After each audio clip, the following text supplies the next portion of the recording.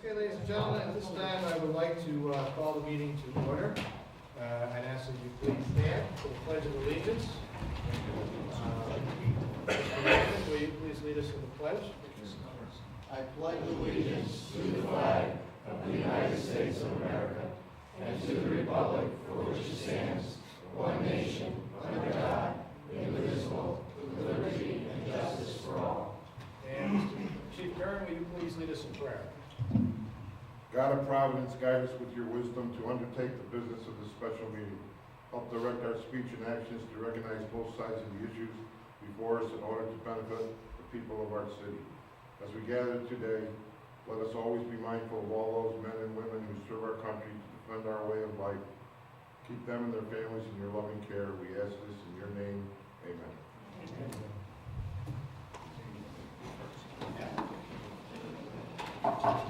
Madam Clerk, will you please call the roll?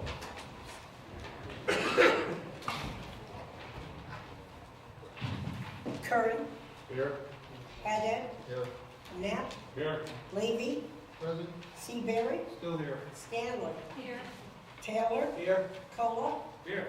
Negashet, Present. Hallis, Cabo, Present. Sadi, Present. Visconti, Present. oh, I'm sorry, Trombetta, Here. Knapp. So I here. already did Knapp, oh my gosh. We have Mr. Wetmore, Mr. Sadi, Present. Mr. Visconti, he's absent, Arrow, Visconti, Perkins, Present. Abishini's, Present. Botello, Here. Skaz, Here. and Tysholes. Okay, so two are here. Okay, there being, I got you 19 present and 2 absent.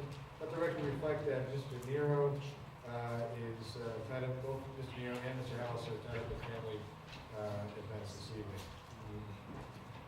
And can we have, Madam Clerk, can you read the notice of the special meeting, please, and we'll accept the return of service. Notice of the special meeting, there will be a special meeting of the City Council on Monday, December 5th, 2011, at 8 p.m. in the city, in the council chambers in City Hall to act on the items below. Mr. Cabo. Your Honor, I'd like to make a motion that we receive the return to service and accept it as being duly processed. Motion and second, made and seconded by Mr. Negashet related to the return of service. All those in favor of accepting the return of service, please signify by saying aye. Aye. Is there any negative? Ayes have it, motion carries unanimously. The first 30 minutes of each city council meeting are reserved for public speaking. I ask any member of the public that wishes to address the council, please do so about an item that is specifically on the agenda this evening. And of course, you must be a resident and or taxpayer of the city of Danbury. With that, is there any member of the public that wishes to address the council this evening? Mr. name and address for the record. Good evening, my name is Charlie Sotero. I'm a resident of Danbury, Deerfield Avenue. The details of tonight's meeting, I really wasn't sure what it was about. I just went to the website and basically there is no details other than that, which is special meeting, oversight or, but no event. Has any consideration ever been given to meeting schedules perhaps making them the second week of the month, second Tuesday or Wednesday. My reasoning, it probably doesn't go out before, but my reasoning is that the department reports would be more current. They wouldn't be from 2 months prior. So they would be, so this month, for instance, we're going to be hearing department reports tomorrow night for the month of October, if I'm not mistaken, which is 2 months ago. This way, even though we would be actually reviewing something that happened up until November 30th, tomorrow night. Just a thought, because it is kind of like looking back upon ancient times. Just a suggestion. Thank you. Thank you, Mr. Carroll. That is a recommendation you may want to forward if we ever do charter revision again. The meetings are set by our city charter to be the first Tuesday of the month, but it certainly has the merit. Thanks. Let the record reflect that Mr. Harris has arrived and has taken care of baseball practice accordingly.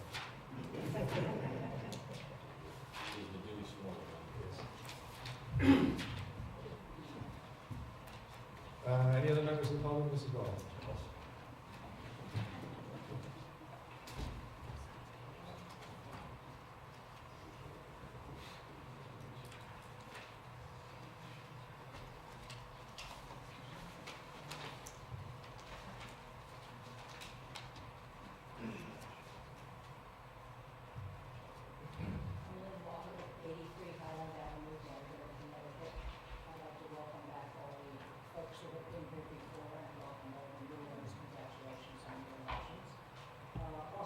To address item number 4 of tonight's agenda. I do not have a problem with Mrs. Danbury being appointed the legislative assistant. What I would like to see at some point is figuring out specific hours that need to be worked. I have been here frequently early in the morning, like 9:30, and there's no one in the office, and it's difficult to get papers that I want, or the agendas, or that sort of thing. Tonight, the agenda is not up for tomorrow's meeting, or it was not when I left home at 5 o'clock tonight.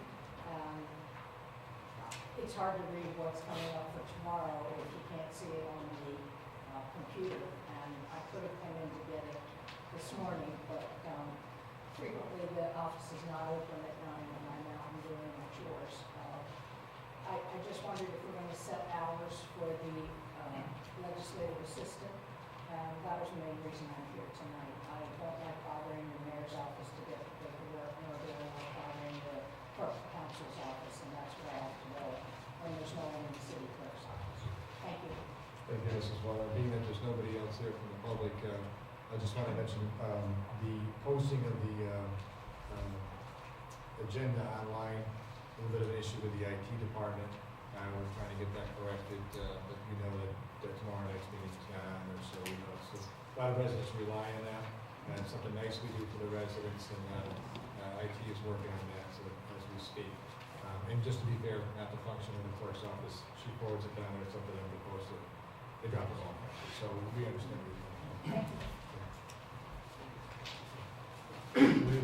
With that, seeing no other members of the council or public are here for public speaking, I don't really have any announcements tonight, except tomorrow night is our regularly scheduled meeting. The agenda's have been delivered, so folks should have that, and I'll have some announcements related to that. With that, we'll move back to the first item on our agenda, that would be Madam Clerk.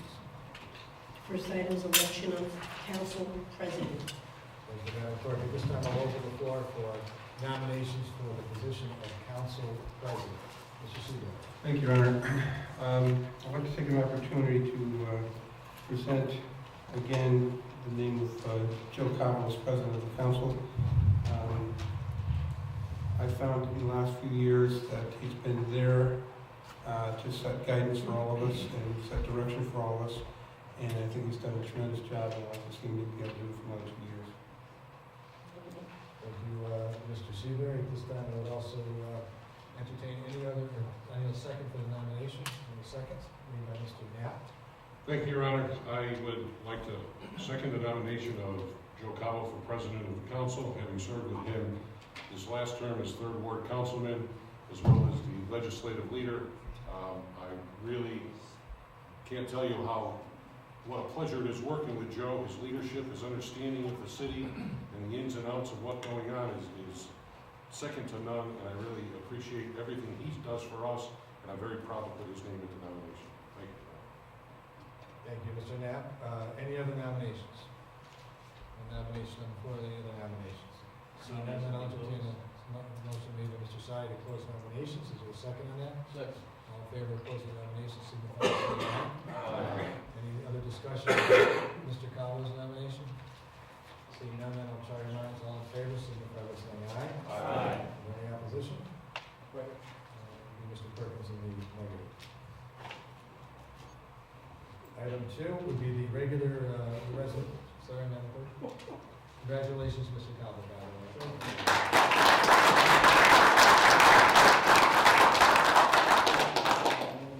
Go ahead.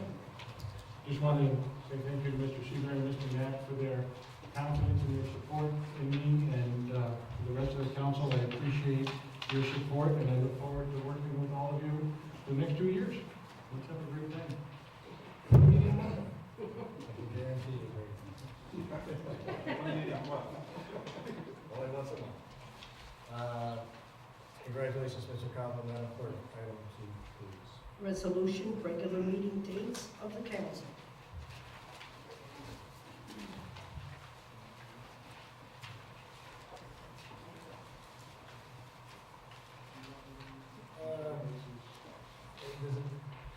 Does the council want us to read these the dates, or is it fairly self-explanatory? I make a motion that we waive the reading. Second. Without objection, so we'll waive the reading of the actual dates and we'll be here a while. If I could just take a moment of privilege here, just check the dates because it's an oddball calendar. There's a lot of holidays that fall on, there's one I think that falls on Tuesday, and of course we have to work around some of the Jewish holidays to make sure that we're respectful to everybody. So some of the dates you might not recognize, and that's, we tried to highlight them. Okay, Mr. President, we have a motion on the floor. Your Honor, at this time, I'd like to make a motion that we receive the communication and adopt the resolution setting the council meeting dates for the 2011-2013 term here at City Hall. Second. We have a second by Mr. Taylor. Any discussion? Mr. Sheeney. To the mayor, just to Corporation Council, if after we pass this resolution tonight and we found out that one of these days does conflict with a holiday or something, what would be the procedures at that point? Do you want to change it, Dad? You can either authorize such a change now on a clerical basis, as an addition to your motion, amendment to your motion, or you can bring it back separately. I'd advise the first one, it's easier. Okay, to the mayor in the office, I'd like to make an amendment to the motion to allow a special provision to allow to change a day, a holiday or something that comes about. There's been an amendment to this resolution made by Mr. Cianisi to allow the latitude of the mayor's office to harass you guys completely if there's some conflict that we're not aware of. Is that pretty much what your intention is? Sorry. Okay, is there any date in here, Mr. Cianisi, that you might see to be in conflict? We can change it right now. No. Okay. All right. So it may probably will never get used, because we did spend a lot of time verifying these dates with members of the faith-based community, but certainly latitudes they have to be. So there's an amendment there. There's a second by Mr. Patel. Discussion on the amendment. Mr. Perkins. Thank you, Your Honor. I was just going to say, typically these types of schedules go through some pretty good scrutiny, and you just pretty much confirmed my suspicions. So, good amendment, but I hope that we actually did go through this with a fine-tooth comb and we're able to kind of source out which one of these days could potentially be in conflict.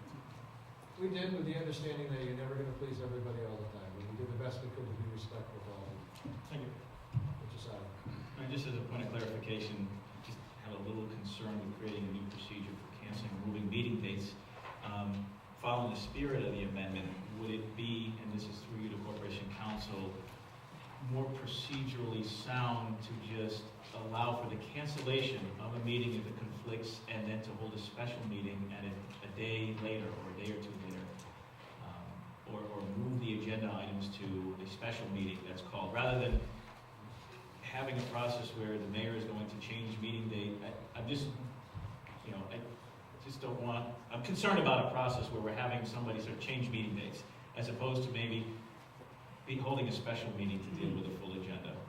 You have the right to do that now, and that's the way you normally would handle it. The question was from Councilman Shinisi, was whether, based on essentially a clerical adjustment, an error of some kind, there could be an administrative change, a clerical change to the calendar. If that clerical change is not acceptable to the body can then use option number 2, Plan B, which is yours, which is then change the date into a special meeting date, for example. In all candor, if I may, because, you know, I don't mean to be disagreeable to clerical change, but unless something is a Scrivener's error, which this is not, this has been vetted, how do we just change without a vote something that we've adopted? Absent a Scrivener's error, which this would not be. This would be a date that we did not anticipate. That's significantly different than a Scrivener's error clerical error. I get to, you know, be so, you know, pick at the minutia on this. I think, you know, I've raised my concerns. I'm not going to belabor the issue. Yeah, that issue, the right for you to authorize the mayor to make a change does not bind you to anything. You don't violate anything by doing this. You can, if there is a clerical change, either the mayor will approach the council for confirmation of that change, advise you, and then that decision can be made. All I'm saying is you're not making any mistake by having the list looked at again. There's likely to be no change. If there is, then a decision can be made. Thank you. Sure we are in this one. Any other discussion? Mr. Levy, you want to? Well, I was going to say, if it falls on a date that is obviously an error, the mayor could put off that council meeting with lack of quorum and reestablish a new date, or the council itself, by petition in the resolution that follows this, can call for a meeting, special meeting. So I think it kind of just muddies the water to put all kinds of amendments on the resolution. Any discussion on the amendment? Mr. Collins? You know, Mr. Mayor, thank you. I'd have to agree with Mr. Sadi and with Mr. Levy. I think that although we've had problems in years past with this calendar, we paid particular attention to this calendar. This has had many eyes and has had many looks at calendars, and I'm not saying that we're not capable of making a mistake, but I think we have these dates pretty well vetted out, and I too am concerned about creating an amendment to cancel dates that have been set out forward. I would agree with Mr. Levy that, you know, we could maybe not have a quorum and then maybe we'll just have to get rescheduled. So I'm not going to be supporting this amendment. I'd rather just leave this resolution as it stands without, as Mr. Levy said, muddying the water. Okay, any other discussion? Any other discussion? Mr. Knapp? Thank you, Your Honor. Just in the spirit of, if it isn't broke, don't fix it. Why don't we just leave it the way it is? I mean, you know, I understand we've got the opportunity if we need to change. Why are we doing this? It just doesn't make any sense, so I can't support this amendment. Thank you. I understand that your spirit in Mr. Cheney's, but I'm not going to support it. Thank you. Thank you, Mr. Knapp. Any other discussions related to the amendment? Seeing none, then I will try your minds on the amendment. All those in favor of the amendment to give the mayor's office latitude to change dates on the resolution as presented, signify by saying aye. Aye. All those opposed to the amendment, keeping basically the resolution as is, signify by saying nay. Nay. Okay, could the ayes raise your hand? Okay, that would be Mr. Patel, Mr. Sheenis, Mr. Perkins, and Mr. Visconti. The affirmative. Okay, the amendment fails. We're back to the main motion. Is there any other discussion on the main motion? Seeing none, then I'll try your minds on the acceptance of the dates as presented. All those in favor signify by saying aye. Aye. Any opposed? Motion carries unanimously. I will tell you that if there is a problem, we'll certainly bring it back up and figure it out. So, item 3, Madam Clerk. Resolution, special meetings of the council.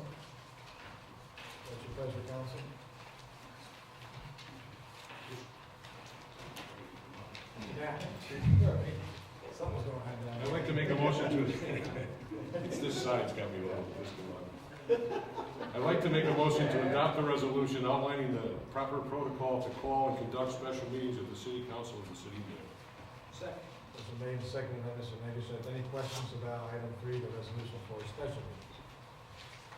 Try to keep those to a minimum. All those in favor, signify by saying aye.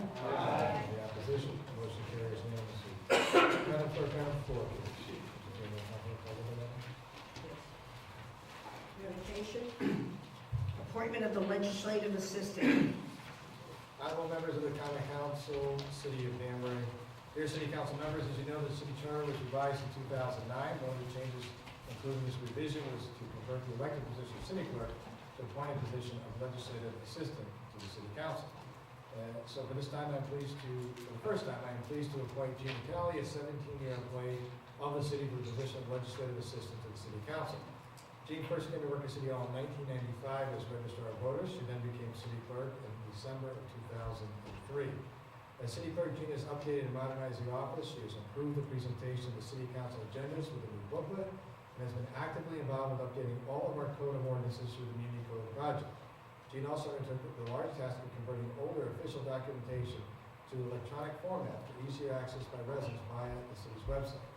He has been dedicated and valued colleague throughout the years as mayor, and I look forward to continuing to work with her as a new legislative assistant. So without hesitation or reservation, I recommend Jean for this appointment. Please contact me if you have any questions. Sincerely, Mark Mayor. With that, I'll take a motion. Mr. Lee. Thank you, Mr. Mayor. It's really quite an honor because I was active in this change in the charter for the best interest of the city of Danbury. And I think we have a very experienced person in that position currently with Jean Natal. She's been elected 4 times to the position by the voters of Danbury. Certainly that says she's qualified. And I certainly know that the problems that are involved with that office when department heads run in the last minute with the reports for council meetings and things like that, and other members of the council make special requests before the council meeting itself.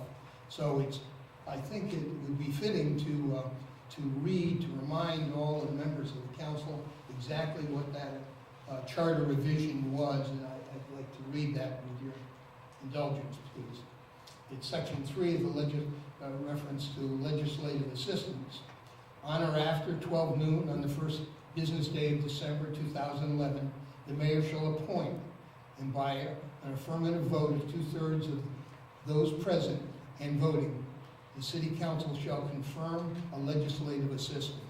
The legislative assistant shall not be subject to the merit system. The legislative assistant shall be the clerk of the council. The legislative assistant shall keep for public inspection copies of every proposed ordinance and records of all proceedings, including roll call votes.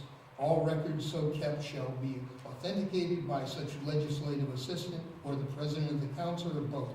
The legislative assistants shall be responsible for publication of such notices of hearings, publications, or of ordinances as may be necessary, and perform such other duties as the council may determine. I think that this brings a great amount of professionalism to the office, and I have it's with honor that I recommend for confirmation Jean Natal. Second. I'll give that to Mr. Seabury. Mr. Seabury, you have the floor. Thank you, Your Honor. This is a pleasure for me to second the appointment of Jean Natal. It occurred to me today that this is the 5th term that many of us have been elected back to the position in this body. And throughout the whole time, Jeannie, to the best of my knowledge, has been there to offer assistance and direction. And I'm going to tell you, one person, I needed it, particularly the first year or so. And Jean never held back when it came to time to call and ask for my input to different ad hoc committee meetings and different direction that we might be able to go to. And she's been a great help to me, so it's with honor and pleasure I'd like to second the appointment. Thank you, Mayor. Thank you, Mr. Seabury. Ms. Stanley, you have the floor. Thank you, Your Honor. I too would like to thank Jeannie for her help past few years for myself. She's always been, and I hope will continue to be available to help and assisting myself with receiving any and all backup materials I have needed for any ad hoc meetings and all of the previous Board of Education meetings, budget meetings. Even if I had requested these materials, she always had them provided for me. And she always provided these materials with a smile. I thank her for helping me to be a better councilperson. Thanks. Thank you, Mr. Knapp, you have the floor. Thank you, Your Honor. I too congratulate you on this appointment. As we see, Jeannie's been an employee of the city for 17 years. 4 terms she was elected to office, 03, 05, 07, 09, by the voters of the city of Danbury, and very handily in all of those elections. So obviously the city and the people, the constituents that we represent, have great confidence in Jeannie. I know as the legislative leader from the majority party, one of my jobs is setting up the consent calendar every month. I've worked closely with Jeannie on that to make that happen every month, and it is a tedious task because it's a last-minute task. We work well together on that. I've chaired several ad hoc committees where I've worked with Jeannie, and I know what a pain in the neck it is to get everybody lined up for those ad hoc committees. Between department heads and those elected officials that were appointed to those committees, it's never fun. And Jean always has always found a way to make it happen for me.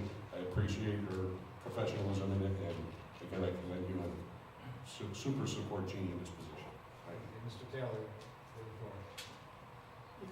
Thank you, Your Honor. I pretty much would just like to echo the comments that have already been made regarding Jeannie. I'd just like to say that, being a new member, starting my second term, I think the thing that most impressed me about Jeannie, my first term, was that I think every single phone call I ever called her, she always returned those calls promptly. She never once didn't return a call. And she bugged me a few times too, so that's... I might call a little too much. Yeah, that's okay.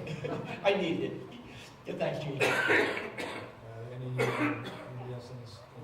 Mr. Conrad. Thank you, Your Honor. I too would like to praise Jeannie for everything that she's done in the last 10 years, or actually 8 years for me. Again, Donnie hit it right on the head. When you have to call and do most of your running around using phone, Jeannie has always been there for me, 100% returned every call in a timely fashion. But I want to say more on a note of those of you who are disabled, which I am. Jeannie provides an incredible service. Jeannie realizes that I am legally blind, and what she does for me in order to make my life easier so I can function representing my constituents by helping me not only physically but I guess mentally as well, with notes in large fonts for items for meetings, and bringing things if she has to my office. This is something that goes well beyond the call of duty, and I'll never forget her for that, and I appreciate it. Thank you.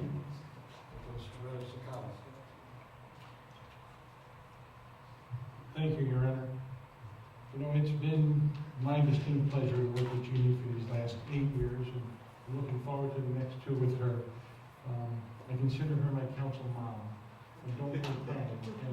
But Jeannie's done a tremendous job in this office. She's streamlined a lot of issues for us.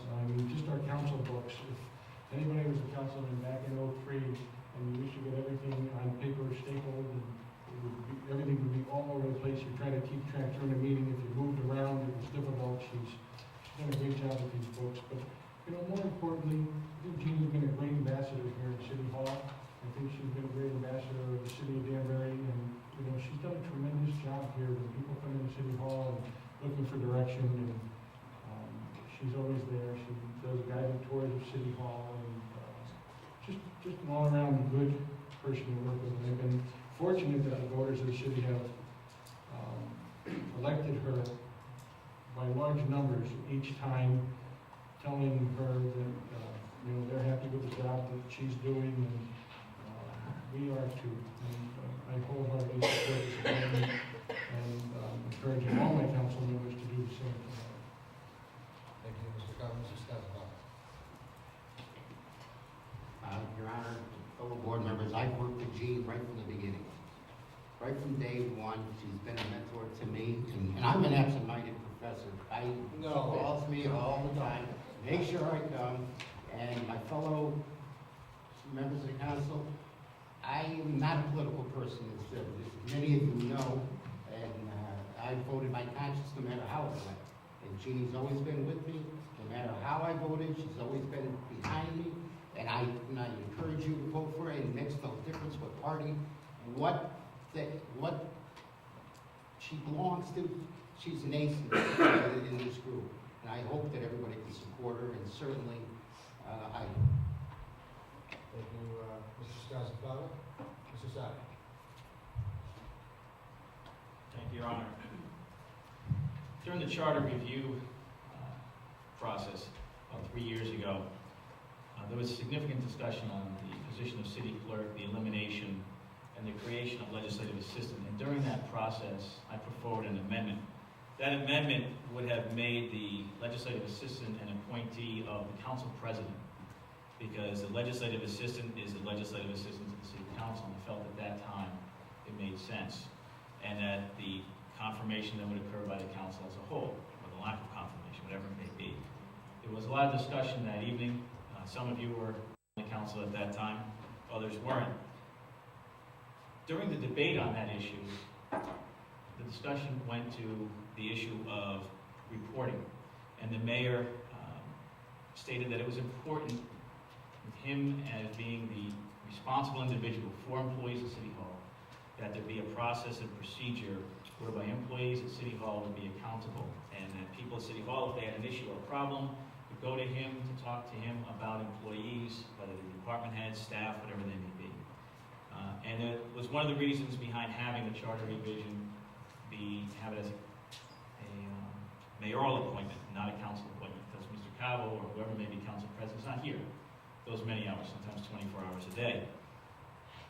The amendment was defeated, but during that discussion, there was also an issue of what type of vetting. This would not be a civil service tested position.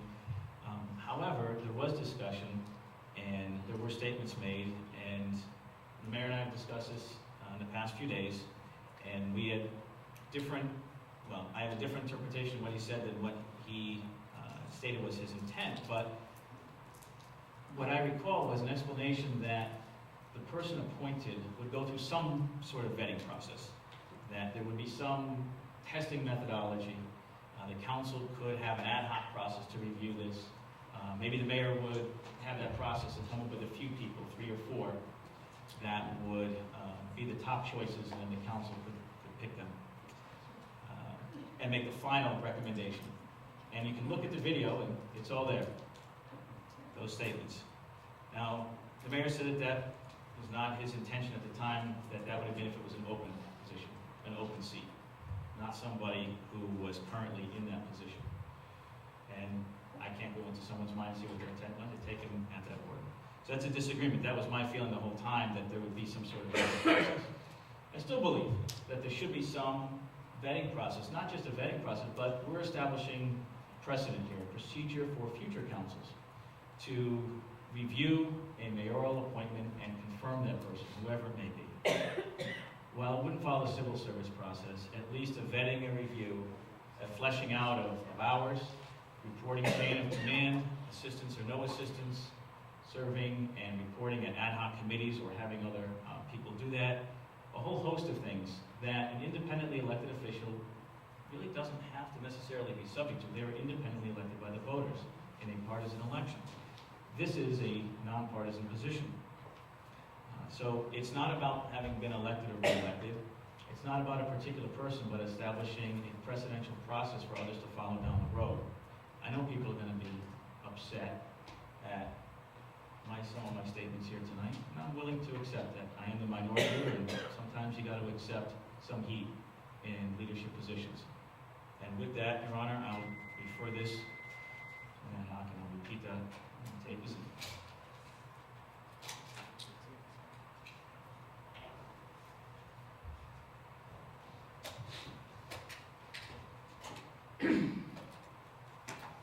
With that being said, Your Honor, refer this to an ad hoc committee.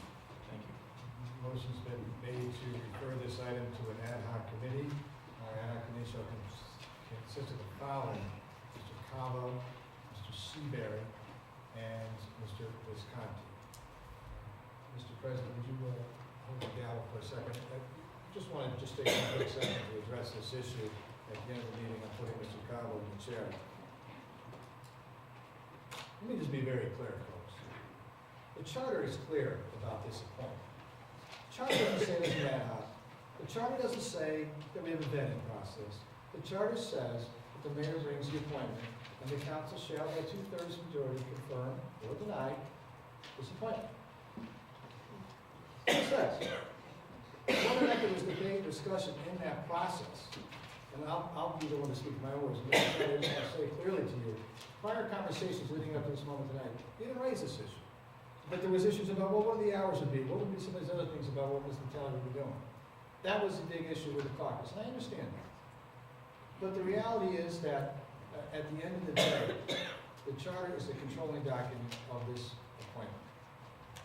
If there are issues about hours, if there were issues about how this position should be crafted, you had all weekend and all day yesterday to call me up and to say, what are the hours going to be?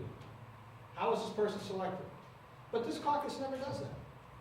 They'd rather play politics all the time with these kinds of things. There's been a motion made to send this to an ad hoc. Is there discussion after an ad hoc? Is there discussion after an ad hoc? There is now. So let me just say that, to finish my comments here, Mr. President, that it is clear that the council has a full majority of people that will support Mr. Taylor's position. We'll have an ad hoc as requested by the committee. But it's unfortunate that the first vote of this council has to be, frankly, so controversial and so close. So with that, we'll move on, and I'll extend all committees. We'll see everybody tomorrow night. Council President, point of order. Move to close. You don't have a forum. Mr. Council President. Discuss it, entertain a motion to adjourn. Made by Mayor Seabury, seconded. Point of order. All those in favor? Aye. Point of order, President. Thank you.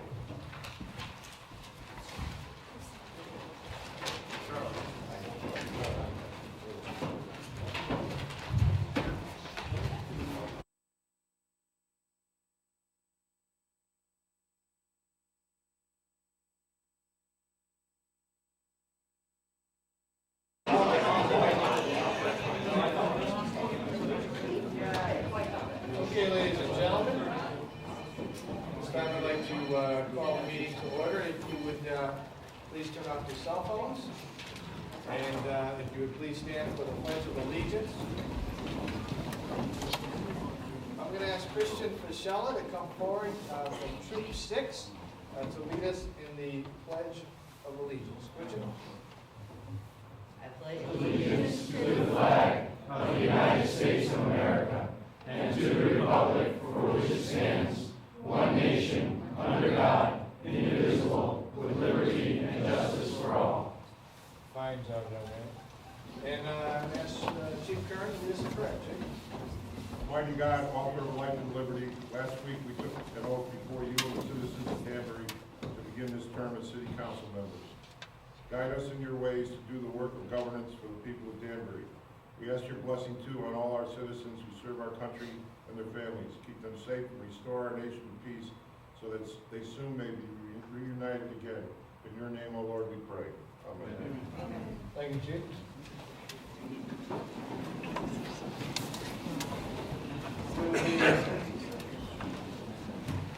Clerk, please call the roll.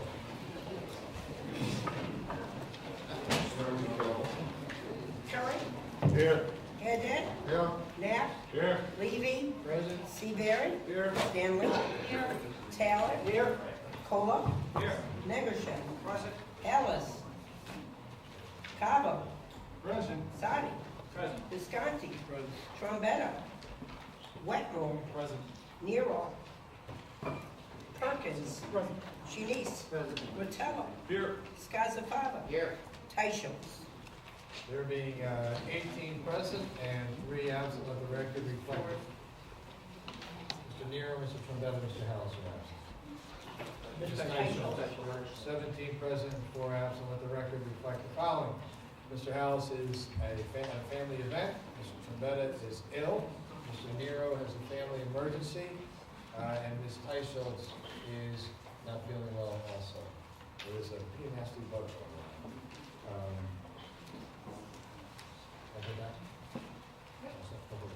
The first 30 minutes of each council meeting are reserved for public speaking. I ask any member of the public who wishes to address the council this evening, please do so about an item that is specifically on the agenda. And you must, of course, be a resident and a taxpayer of the city of Danbury. With that, is there any member of the public who wishes to address the council this evening? Any member of the public? Mr. Smith. I'm Brendan T. Sniffen. I reside at 5 Shepherd Road, Danbury, Connecticut, and I'm president of the Korean War Veterans Association. And I come to speak on behalf of the spot on the agenda for the lone sailor. I think we've all got packets of information. If there's anything that I can answer, any questions you would have about it, I can answer. Otherwise, I'll just stick around. Thank you, Mr. Sniffen. We know you're here. If there's a question that item comes up, we will certainly call on you for feedback and our discussion. We appreciate you coming out this evening to present to us. Mr. Gardner.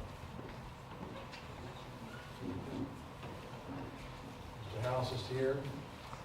Please reflect that he has a wonderful holiday tie on as well.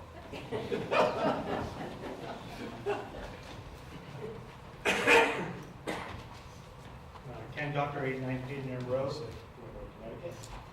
Congratulations, everybody, for another year, or 2 years, actually. And I hope that with all the door knocking we've all respectively done, we have perspective as to what the city residents would like, and obviously present resident. A couple things on the agenda that I would normally like to comment on. Unfortunately, for the first time in 5 years, I didn't get notification through the email service through the city.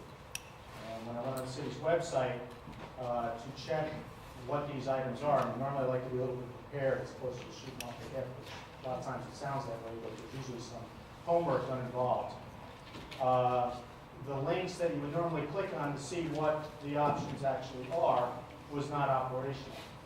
So, I mean, there's a few things that I hope you send to ad hoc to look at, you know, such as obviously the sale of city land and things of that sort. Sale of city land, the downtown revitalization, the employees' benefits, things of that sort, that you look into further, because we, the public, or at least myself, didn't get an opportunity to see what those things actually are and what is involved with those transfers. So if you could, A, give them more thought, B, maybe be able to give more of that back to the public, and C, find out why the system, for the first time in 5 years, didn't work. Thank you. We did have a IT issue over the weekend that we're trying to get resolved, and impacted the posting of the calendar or the agenda online. So certainly understand your frustration, and I think we'll have that corrected. Mr. Nolan?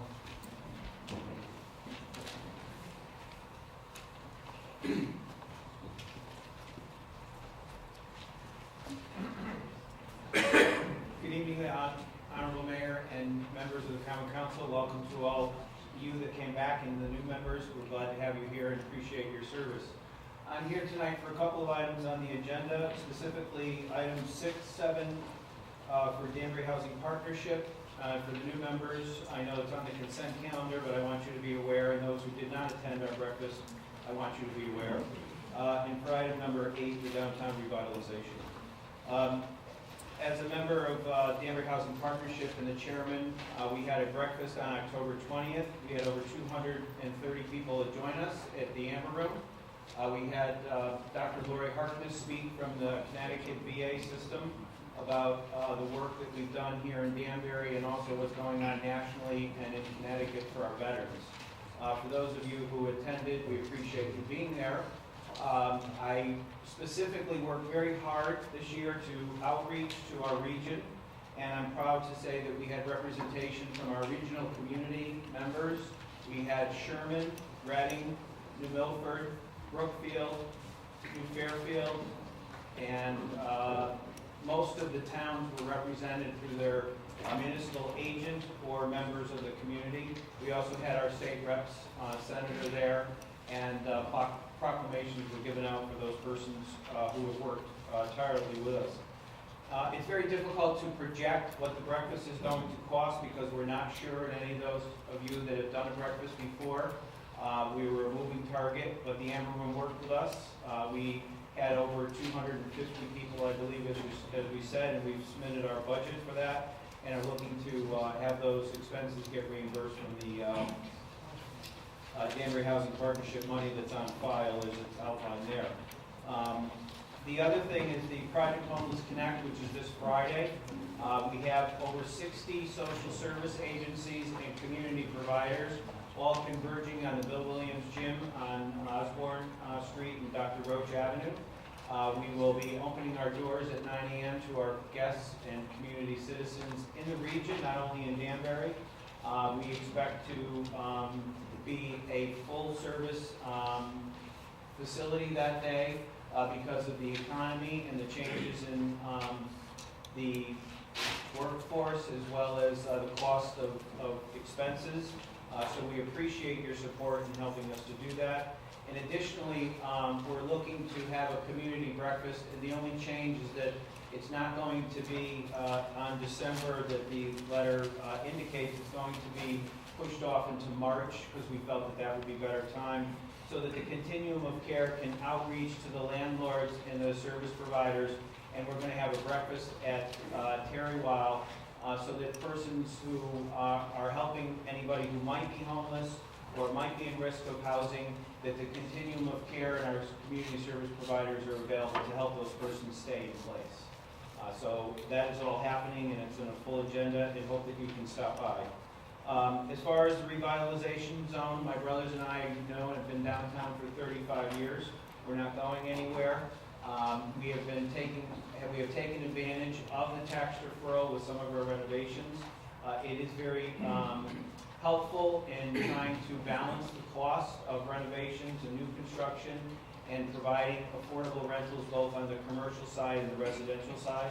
So I appreciate that your good wisdom has looked to that. And if there's any questions, I'll entertain those. Otherwise, thank you and appreciate your help. Thank you, Mr. Nolan. Appreciate your time this evening. Any other members of the public wish to address the council this evening? Mr. Sotero. Good evening. My name is Charlie Sotero. I rise tonight to speak. I'm a resident of the city of Danbury. I speak tonight to the department. Just give your address. Yes, Deer Hill Avenue. What number? 27. 27 Deer Hill. I speak tonight to talk in regards to the department reports. In some essences, I'm thinking to myself, the old commercial, where's the beef?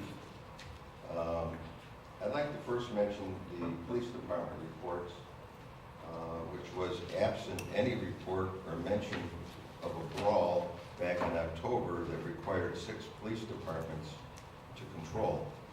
In my 59 years of living here, I've never saw any situation where 6 departments had to be called, and not a mention of it in the report, which kind of concerns me. I realize that there are some issues that can't be talked about, but no mention of it. Front page headlines, front page. The second issue with the police department report was one that gathered national attention. And these aren't pleasant things to talk about, and they pain me to mention. But I think if you override all that and realize what's going on, it may be beneficial to examine ourselves. Another front page headline that made national news, also in October, off-campus sex assault investigated. As we all know, that happened on Deer Hill Avenue, in fact, across the street from me. That had a history, a long history of violations. Violations in zoning. There's no mention in the reports anything about zoning violations or any report to the public about that. And in fact, in regards to the assault, it was basically alleged. And still to this day, I don't believe we've had any charges brought, nor has there been any information forthcoming that I'm aware of as to the nature of the injunction or whatever action was taken there to eliminate the so-called frat house. Moving along to Public Works, same kind of issue. The tree department I mentioned last month when I was at the Common Council. And Mayor, you made a comment at the end of the meeting where you said the city is doing its part. I disagree with you about the city maintaining its trees in a safe manner. I have good experience at it, and I've got long-term documentation that shows that they're not. I won't get into it here, but that is a fact. And many other people are upset about the lack of response on these tree issues. The Department of Public Utilities, there was a serious violation cited by the EPA, whereby the federal EPA has fined Danbury $30,000, and also in addition a $50,000 supplemental environmental program that Danbury was ordered to participate in. These were for serious violations. I urge anybody from the public to look at the report on EPA. Research it, look at it. It's not a paperwork discussion or paperwork or proper record keepings. It's about sewage overflows into the street, 30,000 gallons, 60,000 gallons, and in one case, 3 million gallons. 3 million gallons. I didn't do my calculations, but I would wonder how many times 3 million gallons of sewage would fit into this room. Mayor, you made comments. Awful lot of sewage that comes out here. You bet. Well, it is humorous, but you know what? It's the type of thing nobody wants to talk about. But when it comes time to pay that fine, I guess maybe we should talk about it because it's coming out of our money. And Mayor, you made a comment that said, and I'm not getting into a debate here, but I think it's part of it. You said that bypass is not uncommon, especially when heavy rain forces water to overflow through manhole covers. That's the point, Mayor. It shouldn't be happening. That's why we're getting fined. Read the report. I urge the public to read the reports. This is a federal agency. I believe I've said enough. Thank you for your time and your latitude in allowing me to speak my mind. Appreciate it. Any other members of the public wish to address the council this evening? Okay, seeing no other members, we'll move on with our regular schedule. There's a few announcements before we begin our business this evening. Let's see here. We have a couple of birthdays.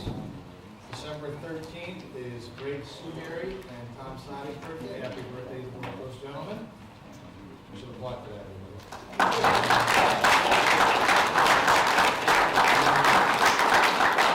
December 20th is Shane Eggerseth's birthday. Shane,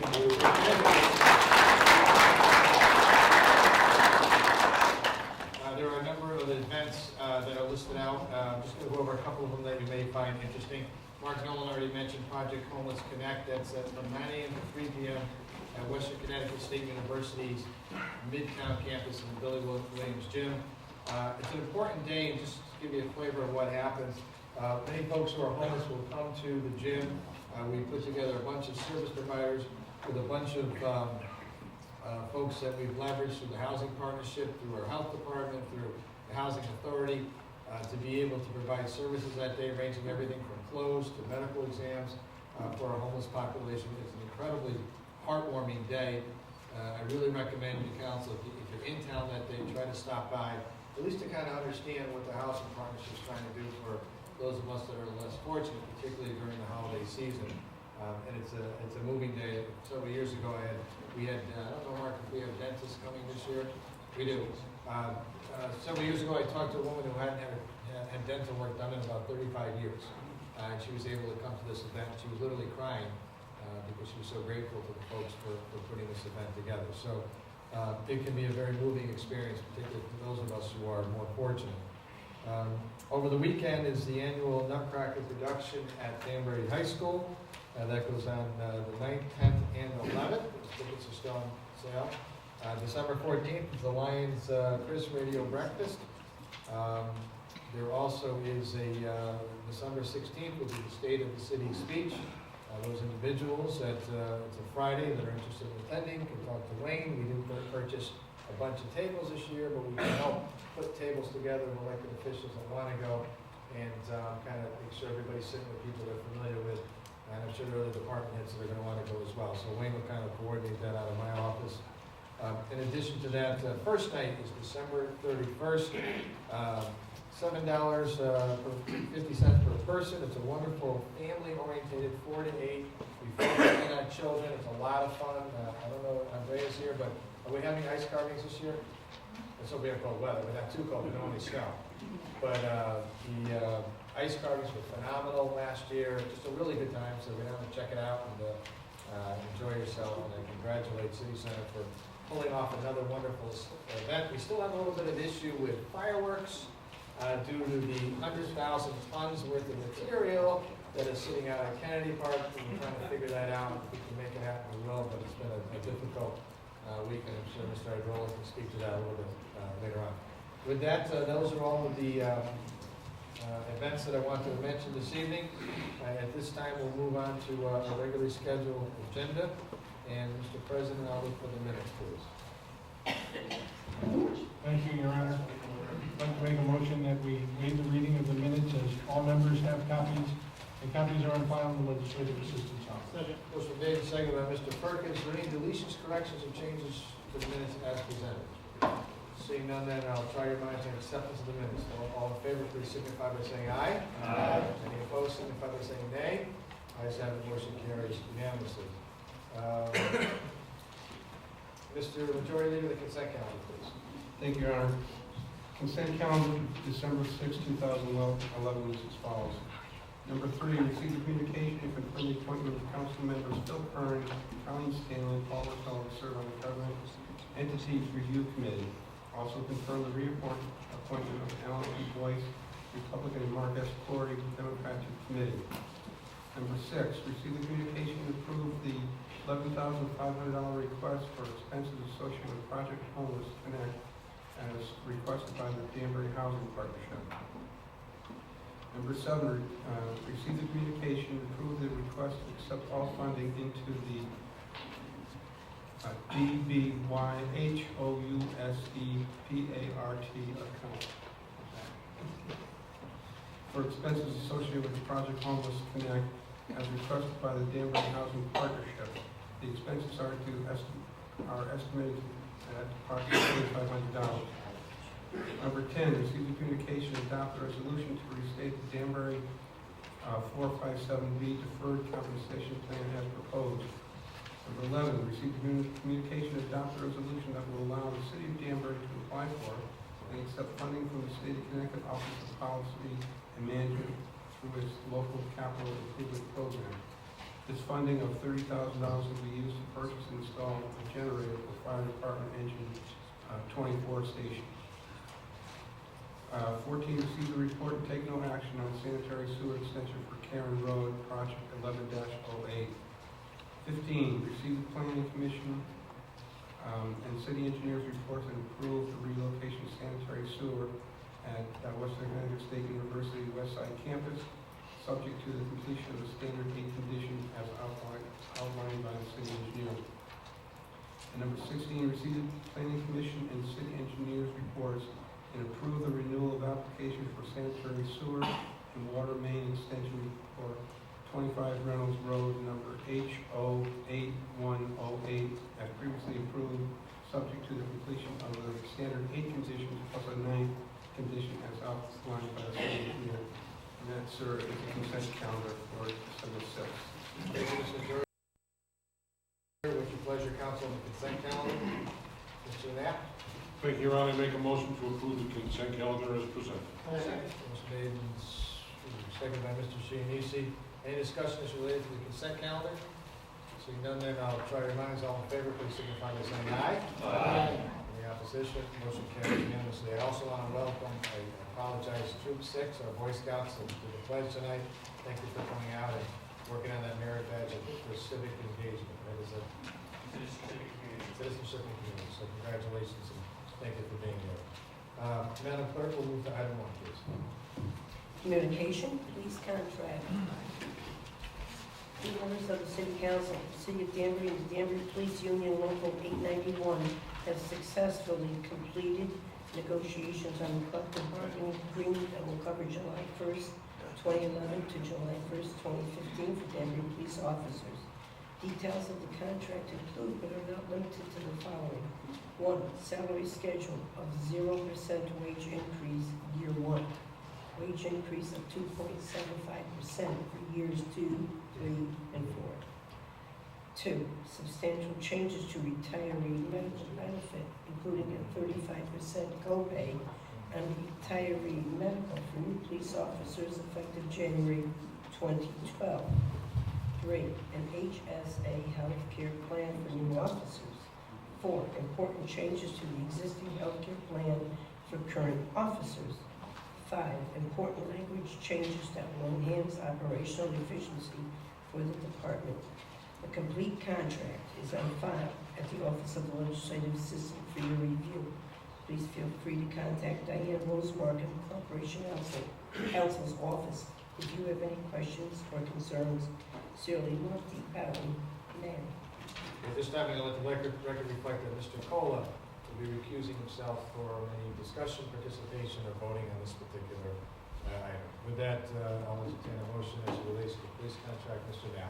Thank you, Your Honor. I'd like to make a motion to approve the funds necessary to implement the 2011 to 2015 collective bargaining agreement between the City of Danbury Police Unit and to approve the provisions of the agreement which modify existing charter or ordinance provisions.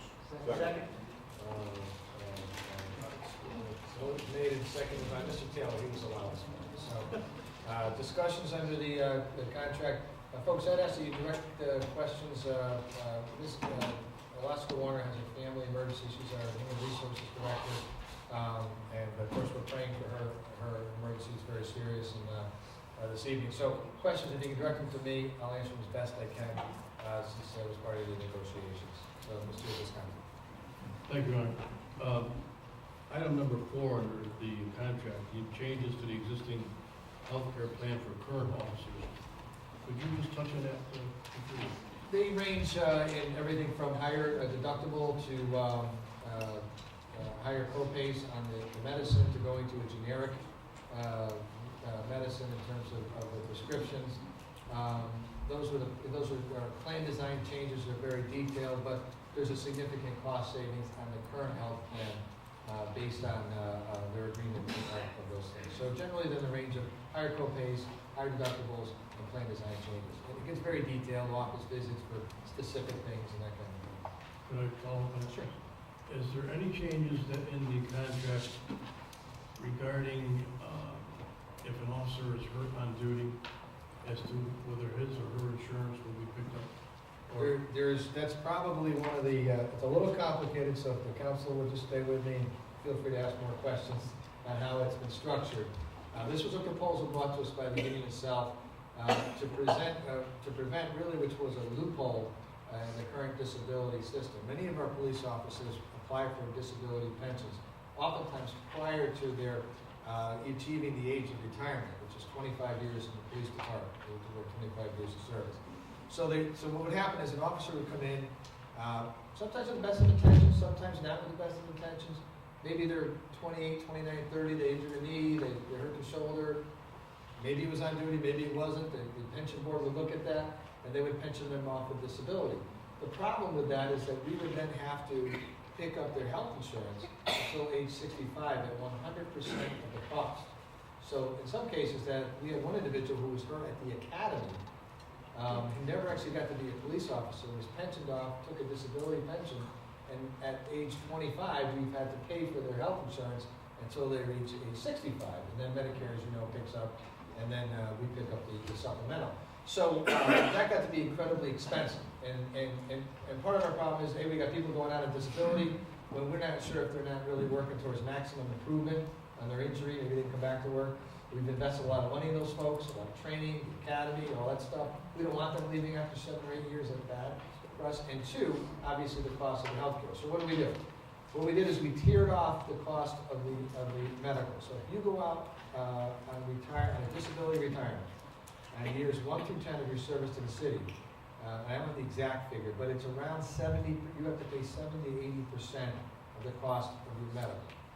If you go out between years 10 to 15, it drops down to roughly 60%. There's a grid in the contract itself. If you go out between years 16 and 20, it drops down to 50%. And then it comes out to about 35%, which is what new officers have to pay for the retiree medical if they go out on a regular pension. So the other benefit of this is it encourages people not to go out on disability to punch out on a regular pension because the hit for the medical care will be so high that will work towards maximum improvement. So that's a significant change. The union proposal, that change alone will save us millions of dollars in our pension expenses as well as in our retiree money. If you didn't get that, I'm sorry. Any other questions related to the contract? Yes, Mr. Sutton. Thank you, Ron. Is there any formularies or triggers that impact current retirees' benefits as it relates to any types of co-pays or anything they pay? Or is this strictly the changes here are prospective in nature for either current employees or those who are coming on? I think it's after January 1st for the purpose of a 35% co-pay. Yeah, there are, the only folks that have completed their 25 and go out on a regular pension will have their current benefit as is. That pool of officers is very small. Rarely do folks go 25 to 30 years on the job. So that hit to the city. We honored our commitment to what was passed. But if they go out prior to 25 on a disability pension, which is the only way you can go out prior to 25, you have to take disability pension, you'll now have to adhere to the new grid that's there. I understand that, makes it clear. The other question is, I don't know if you can answer this or through you to the chief, if there's any representative from the union. Just my understanding is that this was passed 90 to 20. 90 to 20. 20. Thank you, Ron. Mr. Littell, and Mr. Scott. Councilman Sadi just asked one of my questions about the ratio of pass-fail. But I do have another question. And maybe this should go through you to St. Hilaire, because it's a question about the raise and compounding. We're looking at 2.75% years 2, 3, and 4. What does that mean in real numbers? About 10% at the end of the 4-year contract? And whatever that figure is with the reduction in medical costs, what's the ultimate cost of the contract? Are we spending more money after 4 years? Will we be about the same? Will we be saving a little bit of money? The salary increases average out to a little over 8% over the 4-year period. In exchange for significant givebacks on healthcare, and also, I don't know if I mentioned, new officers will have an HSA plan, high deductible plan. They can buy up to a better plan, but it'll be so expensive for them to do that. We don't anticipate 22, 23-year-olds buying up to a better healthcare plan when our HSA plan will cover their healthcare needs. So there'll be significant savings as far as that goes. So in exchange for that, 2.75 actually is a little bit below what Waterbury lost in arbitration. They were 3.25, 3.25, and 3.25. So we thought we struck a good bargain there. The savings for the lifetime of the contract, this is a net gain for the city. Significant gain. We're spending a little bit less after 4 years than we are now. Is that on the total package, when you add in healthcare and then you add in salaries, absolutely, yes. Oh, Mr. Scott's not. Your Honor, I only have one question. I can get the other answers just from legislative leader. The 2.75, we are in negotiations, I'm sure, with other unions in the city, and I know the school board is in negotiations with the teachers, our largest union. Would this be something that we would be committed to for our other unions? It would be really hard for us to give less to, say, the teachers if we commit to this. Well, yeah, I got you. I understand that general wage increases in these contracts are relatively cheap. The drivers and the expenses in these contracts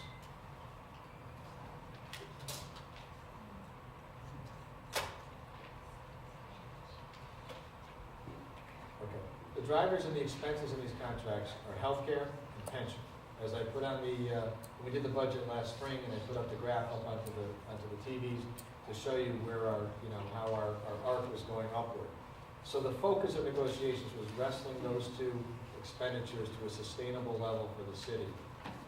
So what you have to understand is we have TAs now with our Teamsters TAs, with our DMEA employees, which is our clerical staff.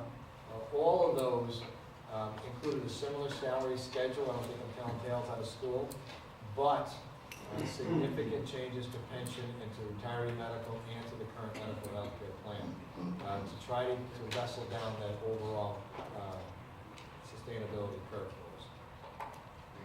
Okay. Teachers, I can't speak to their contract because it still hasn't been filed yet, so we're still waiting for that. Mr. Perkins and other comment on this one. Thank you, Ron. Most of my questions have been clarified also. I was just wondering, could you give us a little bit more clarity on question number 5, and also the number of employees this whole contract covers currently? And I'll defer a little bit to the chief on this, on item 5, but I'll just give you a couple of quick examples of important language changes on this contract. One of the issues that we've had in the past is the chief's ability to suspend officers. The previous contract said that anything beyond 5 days has to automatically come to the mayor's office for the mayoral hearing.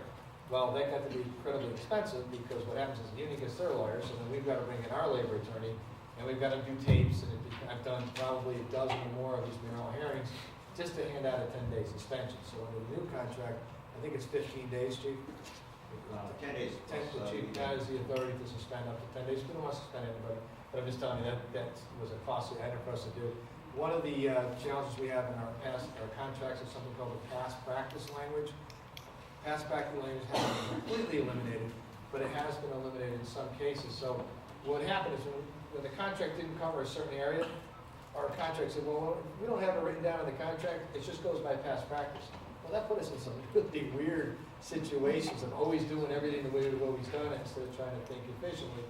Part of that language has now been taken out, so we've got more flexibility in that. There's significant change with our special officers as well.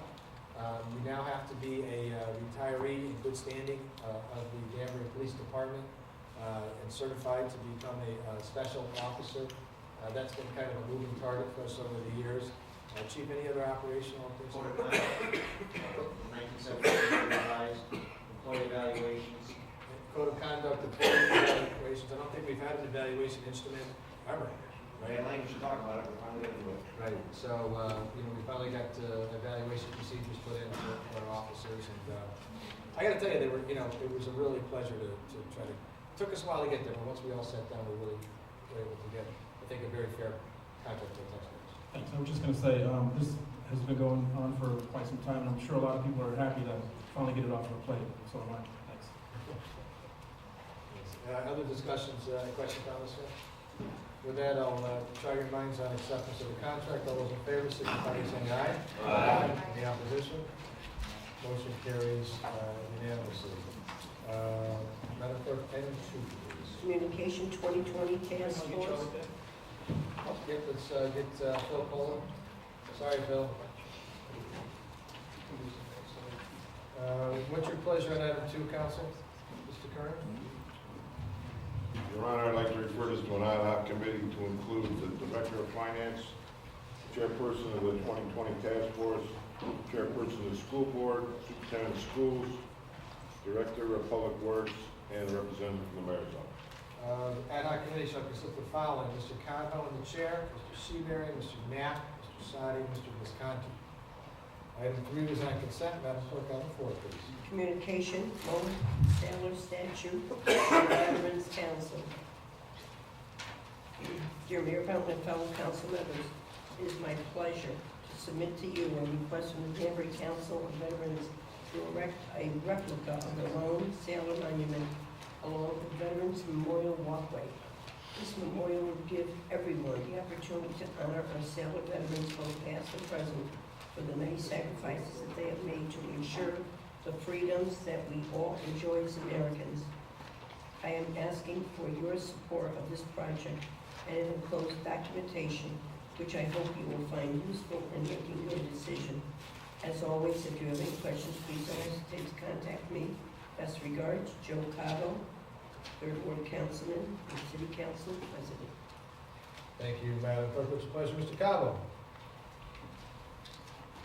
Thank you, Your Honor. At this time, I'd like to make a motion that we receive the communication and we authorize the Veterans Council of the Greater Danbury to proceed with their statue replica of the Lone Sailor Monument in conjunction with our Public Works Director for proper placement and the area where it'll be located along the Veterans Home.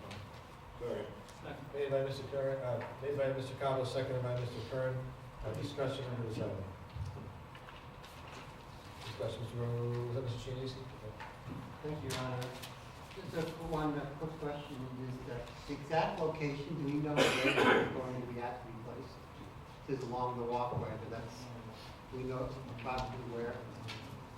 I think Mr. Cabo's motion would give the latitude to Mr. Aguilar, working in conjunction with the Veterans Council, so to select the best spot along the walkway.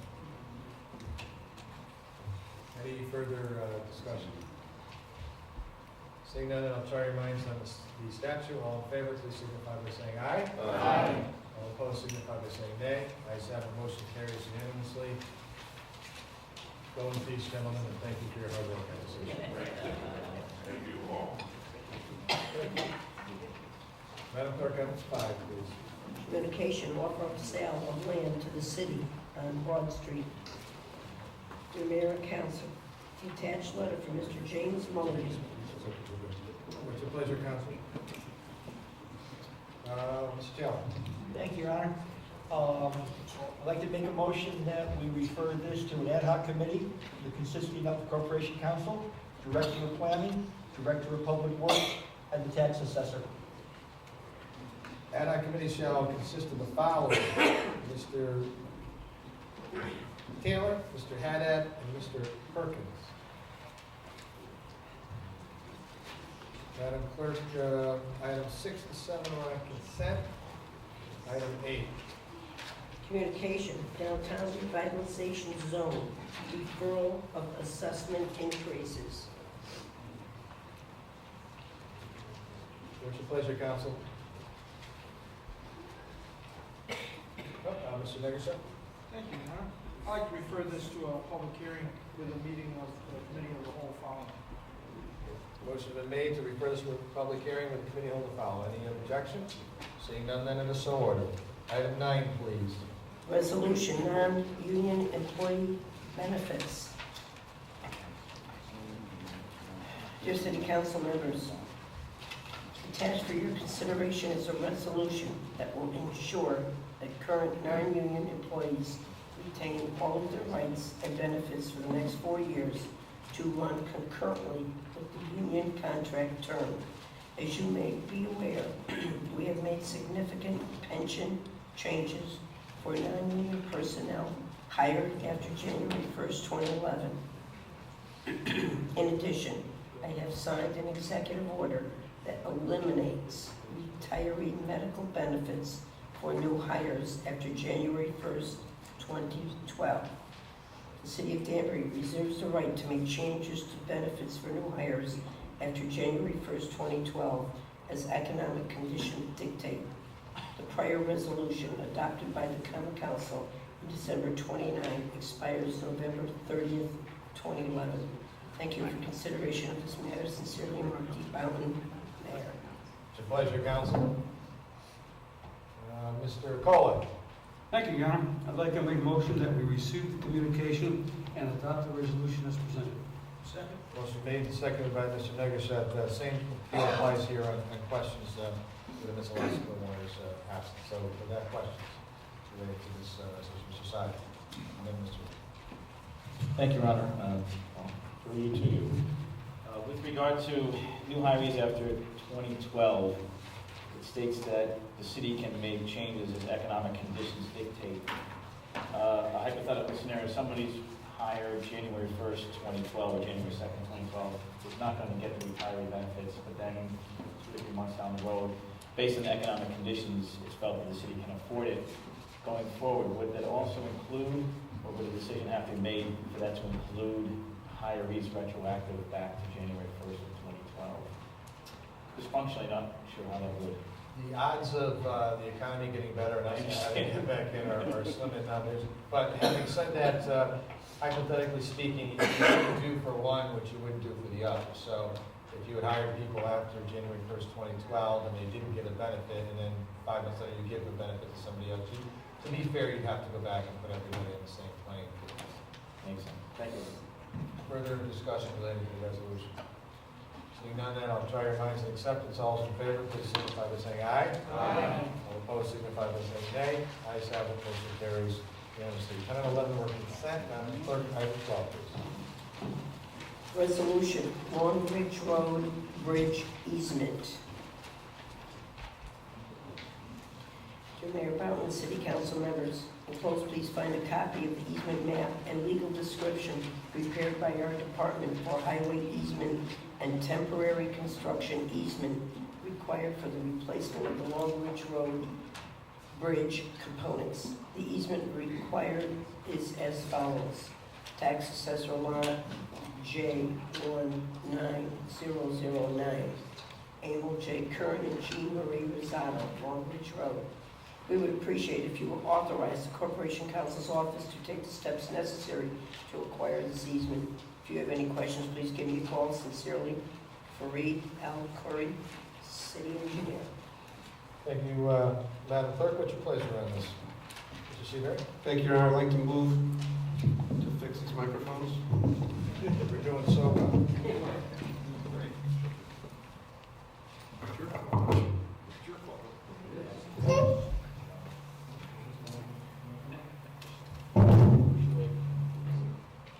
I'd like to make a motion to receive the committee's report and refer this corporation council to initiate the process. Motion's been made and seconded. Any discussion about this? Mr. Perkins? Thank you, Your Honor. We always like to see good things being done in the Fifth Ward. I was wondering if there is any kind of cost associated with this easement. Mr. Secretary, you want to second that one? Mr. Pinter, sorry. Sorry. Okay. I got it right here. Wait. Did I not tell you to get it? Yeah. We almost had it for this. Okay. I told the council you just have to do this. So go ahead. We almost had it. The way decisions are made to pay or not paid for taking the easement is once we know what the project boundaries are in terms of the requirements for taking the easement or acquiring the easement, we contact the property owners to see if they're willing to negotiate a zero compensation if there's a benefit that equals out to the cost that might be there. So at this point, we don't know what the cost will be until we contact the homeowner, consult with the public works folks and see if there can be an even swap without a dollar. If we're not able to discuss with the homeowner an even swap, then we will have to commission an appraisal, and we will know the cost of that. Normally, the cost of these appraisals are not substantial unless it involves a huge project, which we don't expect this to be. So at this point, we do not have a number for you. It may be a number, but we just don't know. Thank you, Mr. Minter. Yeah, thanks, Les. I'd just like to say thank you to Mr. Kern and Rosado for allowing this whole process to at least begin. Thank you, Mr. Perkins. Any other discussion? Seeing none then, I'll try your minds. All in favor, please signify by saying aye. Aye. Any opposed? Ayes have it, motion carries. 14, item 13.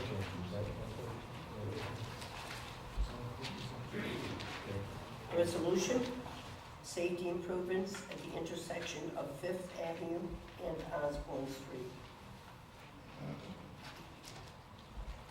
You want me to read this? Okay. Thank you.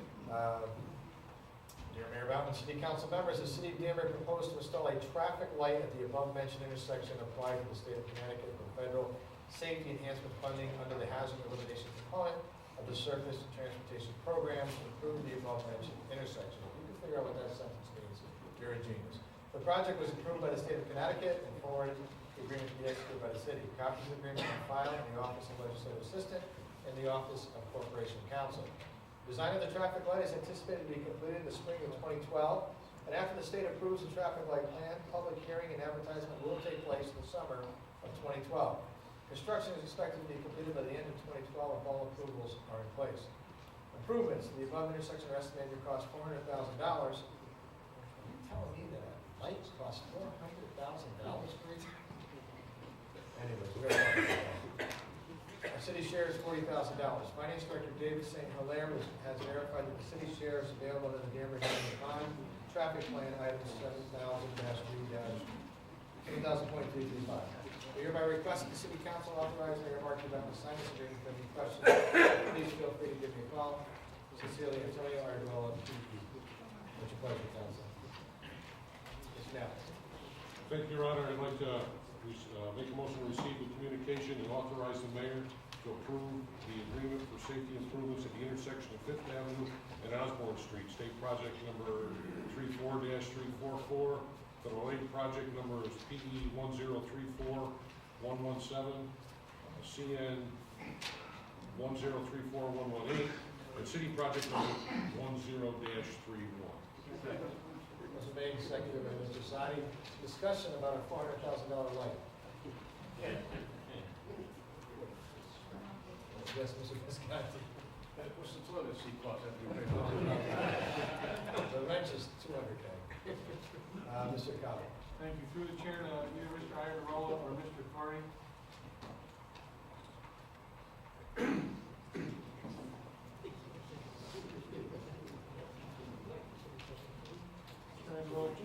On the hazard elimination component of this project, safety for schools at Elbrook Avenue, Pennsylvania, is that the main driver behind this line? Yeah, there's a grant that we apply for every year, a bunch of projects. It's based on the number of accidents and the potential conflict between vehicles and pedestrians. And this was actually rated high in that regards because of the numerous accidents we had there and the tremendous amount of pedestrian traffic.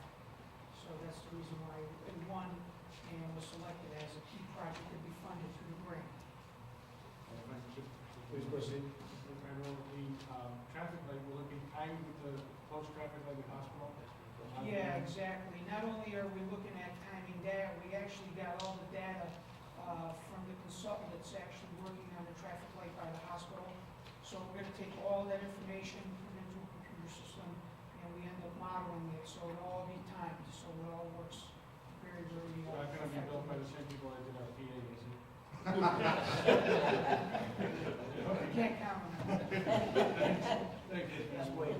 Appreciate it. Thank you very much. Thank you, Mr. Arnold. Any other discussions from that? Thank you, Your Honor. Antonio, the project itself is strictly for a traffic light. We're not doing any road widening.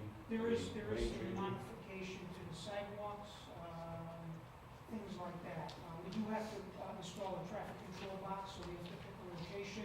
We may have to modify a little bit of the sidewalk, but it does include some minor gutter and sidewalk work.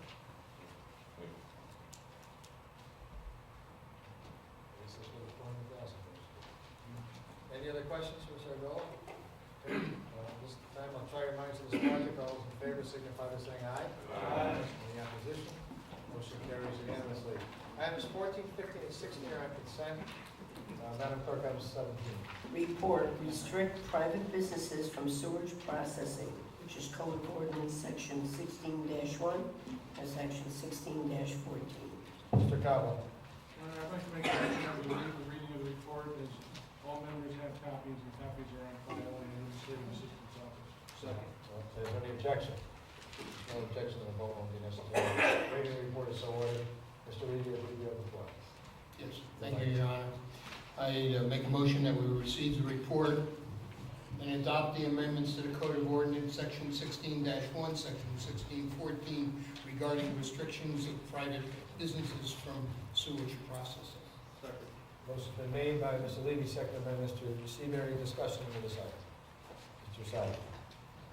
Thank you, Your Honor. I just want to both commend and thank the committee members, city departments, the administration, and this council for taking thoughtful but efficient action on an issue not only impacting the fourth ward, but potentially all wards and the main neighborhoods of Danbury. Shows that when an issue comes up that somewhat surprises us in our codes of regulations, ordinances, or rules, that taking steps, thoughtful but efficient steps, can develop a good response. And this is one that is a good response that has gone through the process. And appreciate all the work that was put into this thing. Thank you, Mr. Sadi. Any other discussion? Mr. Conley? Thank you, Your Honor. I too would like to thank my fellow council members on this. It was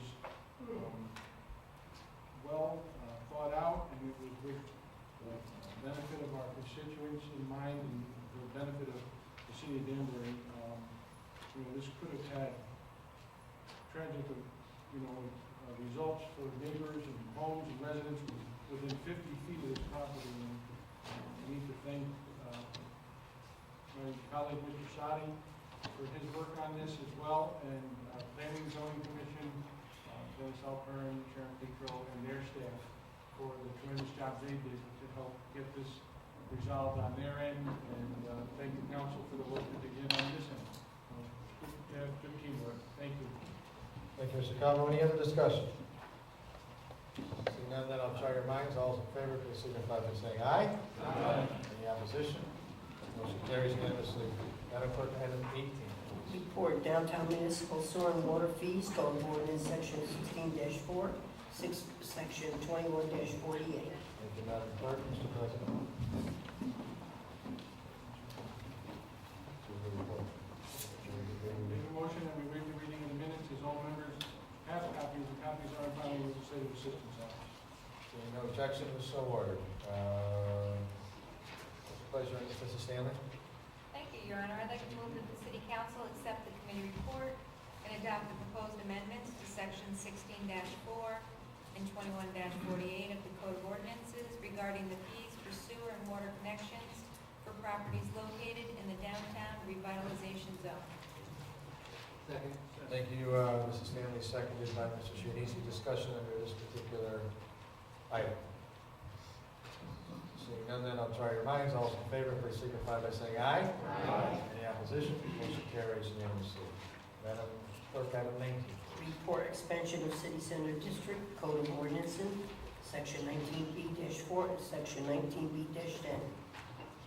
Mr. Conley. Thank you, Your Honor. I'd like to make a motion that we waive the reading of this report as all members have copies, and copies are on file with the State Assistance Office. Motion made and seconded by Mr. Perkins. Discussion under item 19. Oh, excuse me. Seeing no objection, so ordered. I'll entertain a motion for item 19. Mr. Wetmore, you have your light. Thank you, Your Honor. I move to receive the communication and adopt the ordinance as received by the committee of the whole. Seconded by Mr. Shianese. Discussion related to this particular item. Seeing none, then I'll try your minds. All those in favor, please signify by saying aye. Aye. Any opposition? Motion carries unanimously. Mr. President, Department reports, please. Your Honor, I think tonight I'd like to have the legislative assistant read the department report. Make a reading of the minutes. As all members have copies, and copies are on file in the legislative assistant's office. Okay. Is there a second for that? Second. All in favor, waiting for your reports, signify by saying aye. Aye. Okay, discussion of the department reports. I'll give it back to the next committee. Mr. Visconti, your discussion. Thank you, Your Honor. Very quickly, I'd like to thank Mr. Stillman and the unit personnel for a job well done on Down Street after they had reported illegal apartments in a house located on Down Street. I think their actions and the gentleman, whoever it was, yes, contacted them, did a heck of a job. The situation there could have been pretty bad if we had any type of fire or whatever problem. Thank you, Mr. Visconti. Further discussion, Mr. Levy. Thank you, Your Honor. I just would like to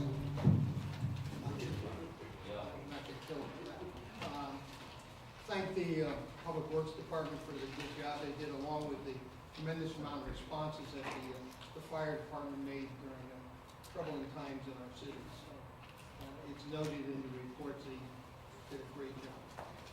Thank you, Mr. Levy. I'll pass it on to, I want to recognize Mr. Dupart, who frankly never gets recognized for anything around here, but he's kind of the linchpin and the quarterback for a lot of this stuff. You know, here's how it works, is I yell at Antonio yells at Duke.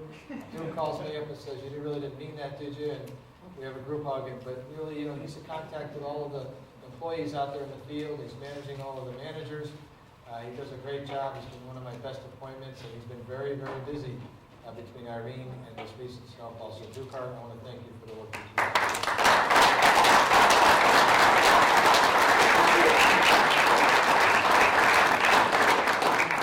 Nice job. I didn't mean to cut you off, Mr. Rotella. Go ahead. Thanks, Ron. Through the chair to, well, let's leave it up to you because there's you need to give me a little bit of latitude here. I noticed the city is proceeding at pace with the cleanup. I'm talking about the brush and branch cleanup, and most of that's being coordinated through the city itself, but Ashburn obviously is the contractor. Although that's not in departmental reports, I'd just like to ask how we're doing on that.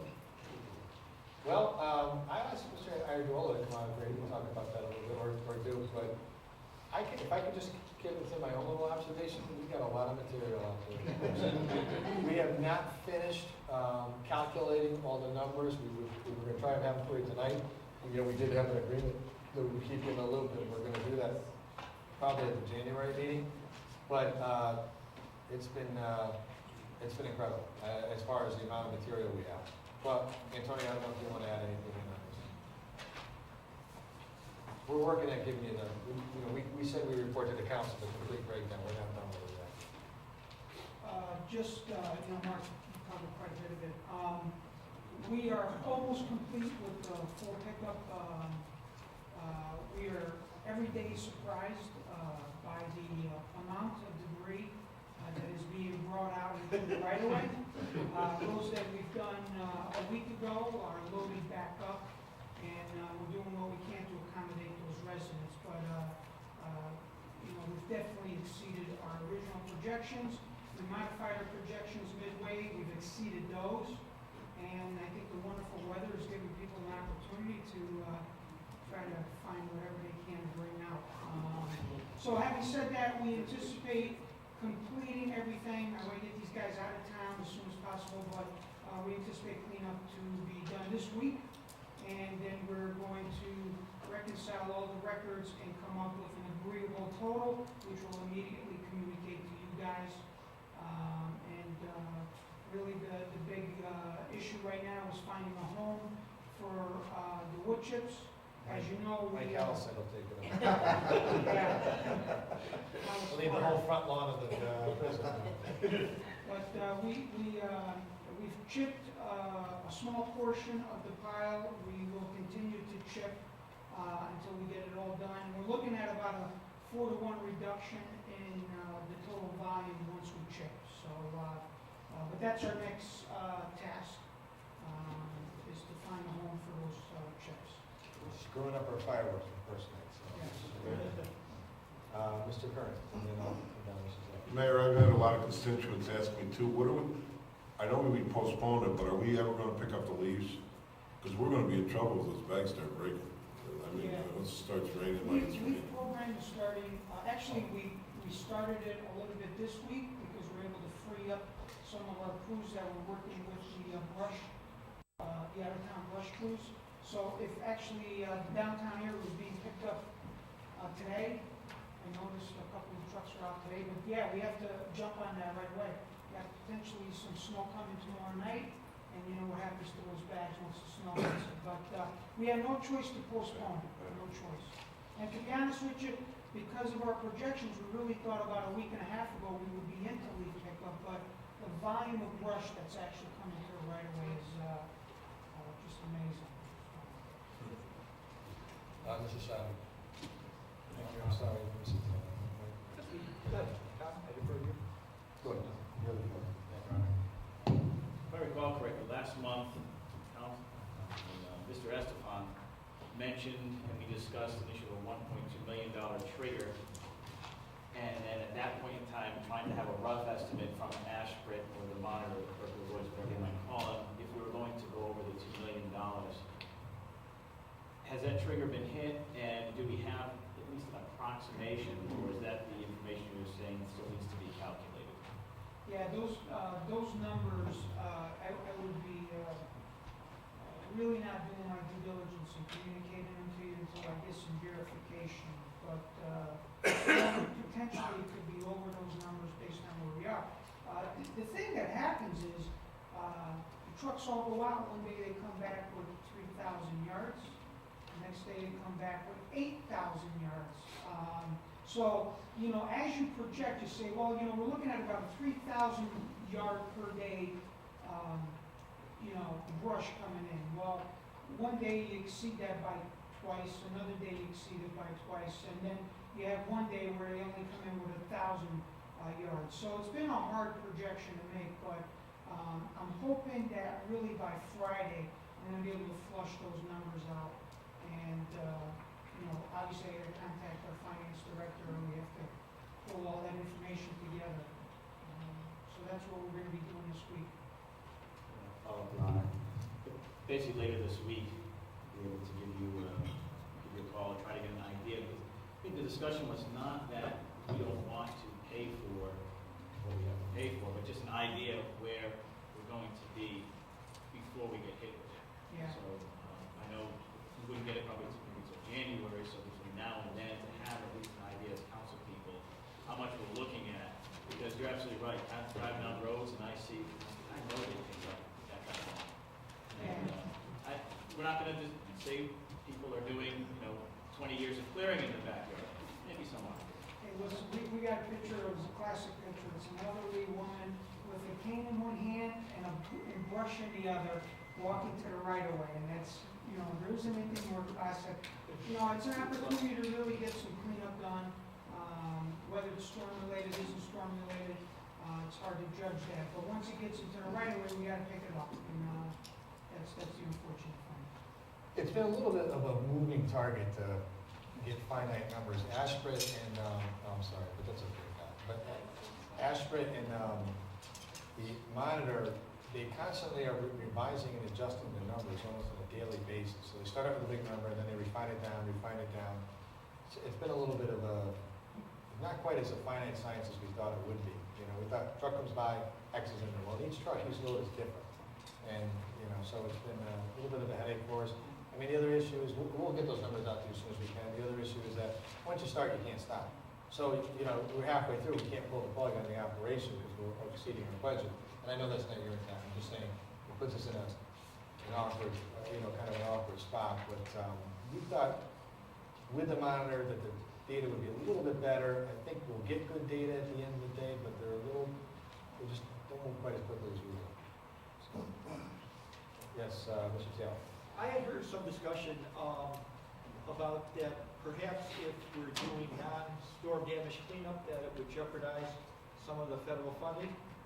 And the second point that I had thought, I would think it's rather hard to judge the amount of material coming in by cubic yards. If we ever have a disaster or something like this again, wouldn't it make more sense for the city to rent a scale and put every truck over a scale so you know exactly what each truck is bringing in, instead of having trying to do an estimate, because it's so you don't know how much that truck was compacted. It's it just seems to me that it's hard to get a reliable estimate of the volume by doing it by cubic yards, where if you were doing it by weight, you would have a tear and a weight, and you would know what every truck brought in. Yeah. No, I agree with you. It would be a little better science. Unfortunately, the state contract is all based on per cubic yard. And I guess it's pretty much a standard when you're doing this type of work to do per cubic yard. I agree with you. I would easily put a portable scale out there and weigh every truck that comes through. The problem is a lot of these trucks, if you see them, they're tandem trucks. Trying to get a scale to accommodate that. I'm sure we could probably get mobile scales to actually weigh each axle, but that's where it's at. It seems to be an industry standard for doing this type of stuff. Yeah. Thank you. Thank you, Mr. Good comments. Any other discussions on department reports? Mr. Perkins.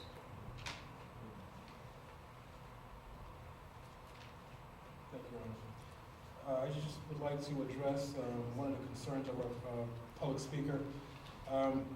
without making a big deal out of it, is there any way that we can maybe expedite some of the reports from the department heads in order to kind of eliminate this, what I would just call a lagging indicator? I mean, we're looking at the December agenda, we don't have anything for November. I can see here that some of these reports are closed out during the last part of November, but it looks like it doesn't start at the beginning, it starts like in the middle of the month.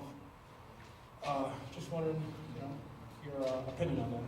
Well, I think one of the things I just want to mention to you about department reports, they are just a flavor of what the department does. If you want me to assign somebody in each department to sit there every day and write down every police call, the status of every investigation that we do, we can do that, but it's an incredible and breathtaking waste of time in the department.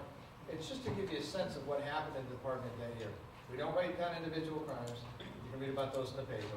We don't write down, the status of investigations and what's going on. We do have a grid that shows all of the arrests, all of the tickets, all the other stuff that you can review.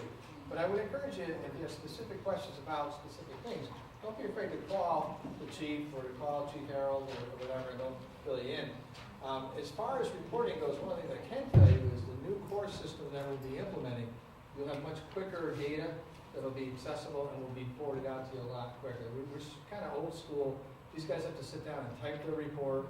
Each department is tabulating data a little bit differently, and under the new core system that we're working on, we'll be able to have all of it on the same format and have it a lot quicker to you. Hopefully, you can get real time as a council person you want it. I'm sure we can arrange for that, so it'll help you. But the department reports are an narrative. This is basically saying this is what I did this month, and they're not a direct reflection on every action taken by the department. Chief, did you want to say it? No, I'm just curious about something. I'm just listening to the discussion, and I want to make sure you understood exactly how that works. Now, you touched on most of them, but the reality of it is it's driven by that book on your desk, because if that has to go to print a week before this meeting, to give that to you, I finish my report that day. So that day, the day that goes to print is the day that you are active to. So that went to print last Tuesday, I believe, right, Jenny? Gene, that's when you complete it. So my reports are done for 30-day period, 21st to the 21st, and it's usually due on the 23rd to the 25th is when she needs it. So you get a 30-day report every time. There's no discrepancy in that. It's just not of a calendar month. Right. I think that could be part of the problem. But if you had a calendar month and it means on the 1st of February, that means I'm doing the report on the 30th of March or the 30th of January, and she can't get it in the book. She needed the book the week before. Well, maybe, I don't know. I'm just trying to. The process is very different. And I think part of the problem is you gotta have 24-hour notice for these things, so it's very minimum. And you guys need to analyze the data that you're getting out there. You need at least a couple of days to look at the data. So let's say you take 24 hours to print the agenda, then we hire the constable to go out and drop them off at your house on Wednesday, Thursday, Friday, and then you have the weekend to review it, Monday to ask questions. So you lose there's a week of translation. But if you want updated data between that Tuesday and that Tuesday, right, the cutoff in the council meeting, under the new system that we're implementing, you'll be able to access that. So if you want to say, all right, how many arrests have we had, for the last week, for your own edification, you'll be able to get that. I mean, they'll still be rolled up in the next report, so you'll be able to get that. Thank you. I have a question for the chief, but I'll ask him off the record. Okay, thanks. Any other discussion? Seeing none, then I'll try and write the acceptance of the department report. All those in favor, please signify by saying aye.